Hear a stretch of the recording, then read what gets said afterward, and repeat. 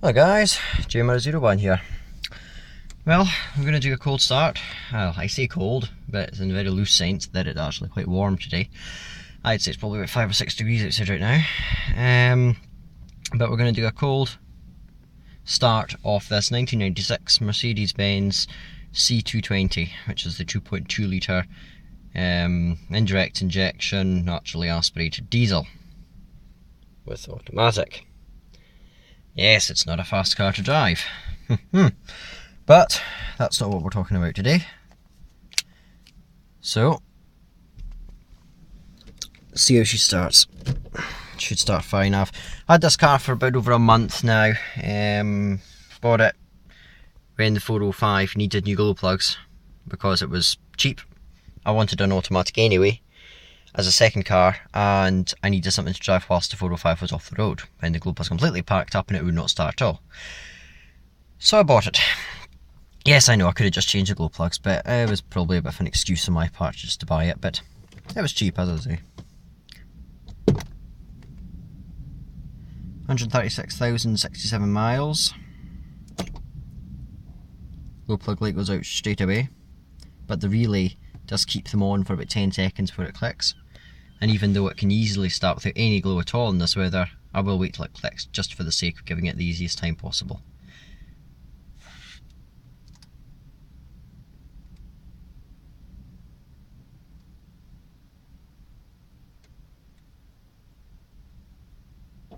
That was it there. Okay. Nope, been starting a couple of days. Bit lumpy.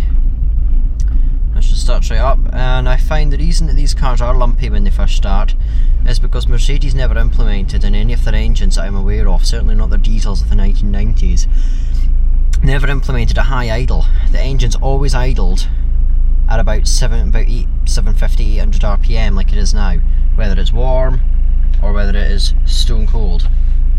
They never had a high idle where it would idle at maybe 1000 or 1100.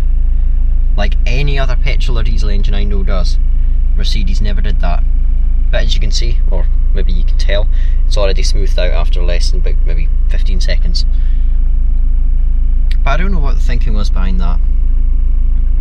But I suppose it's never really given any problems, it's just a quirk of the car really.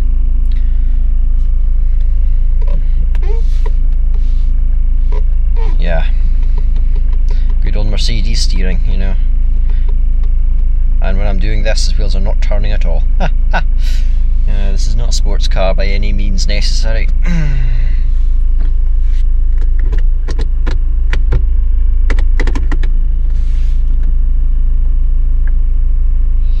Aftermarket stereo, which is actually a decent unit, Sony.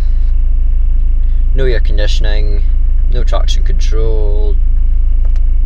It's a basic model, it's the classic, and I don't know what was up there, but something was screwed in, probably a mount for a camera or a sat-nav or something. Yeah, as I say, it's a classic trim.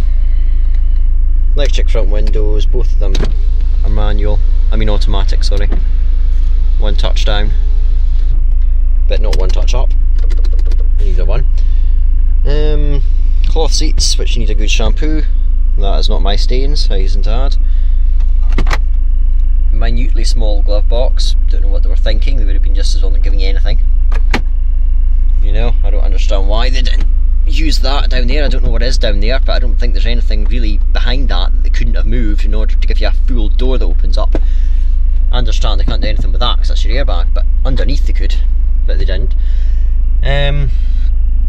Yeah, I think this is probably about it really, because this is only meant to be a cold start, and I'll maybe put down here and brief interior tour because, well, that's exactly what it is. So yeah, as I say, I bought this car about just over a month ago, and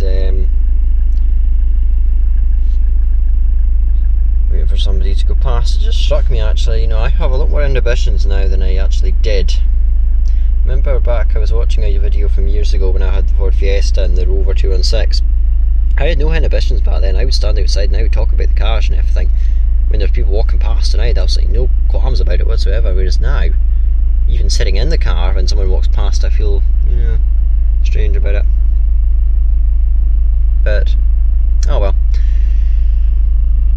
was just a cold start off it. I will do an exterior tour, and I might go and do that now actually, or I might wait till I've cleaned it up because it is very dirty, and then take it out somewhere and give it a really good clean. But I mean, give it a really good video tour. But yeah, so that's it for now. I'm just going to move it up to the house now because I actually need to do a couple of things to it, you know, mechanically. But so I'll park it up behind the 405. Alright guys, well, that's it for now. Take care.